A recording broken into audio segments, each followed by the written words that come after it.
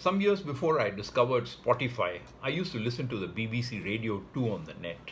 It was a live show at 7 a.m. for us, and a guy called Alex Lester used to play the kind of songs that I liked.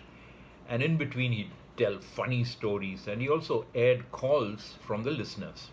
Now, 7 a.m. for us meant it was 2:30 a.m. in the UK.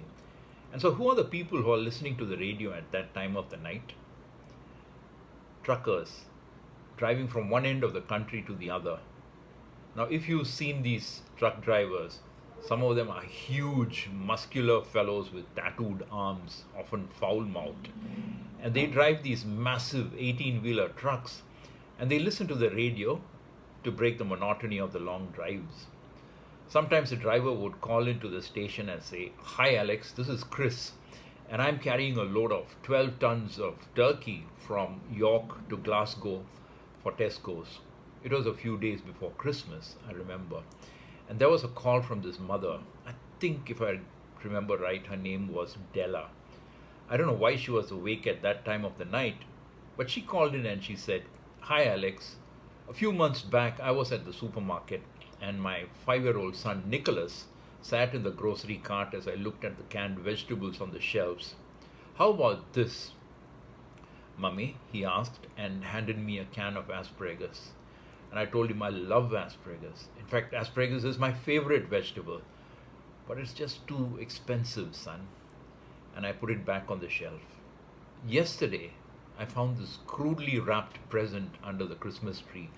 It was a can of asparagus. Nicholas smiled brightly and told me how he had saved his pennies to buy me what was my best Christmas gift ever. So the next day I'm listening to the radio and Alex Lester tells us that immediately after the mother's call, trucks all over the UK had to pull off the road onto the pavement because the drivers couldn't see because of the tears that had welled up in their eyes. How is it that a simple story like that can move a bunch of grown men to tears?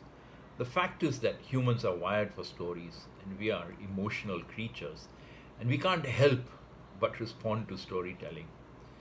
And you might be missing out if you're not using stories with emotions in business. I think, however, that executives are still mostly skeptical. The general belief is that business must always be operated and driven by analytical thinking, that we need numbers and calculations to get to the hard facts. The strength of this mindset is, of course, that it's cold objectivity, it's impersonality, and it's rock solid logic. Yet this strength is also its weakness. Cold analysis might excite people, but it is not the way to the heart. And that's where you must go if you want to motivate people to not just take action, but to do so with energy and enthusiasm. Especially at times like these that we are going through, when survival needs disruptive change, leadership needs people to act in creative and unfamiliar ways. Mind-numbing charts and numbers and PowerPoint slides are not going to cut it.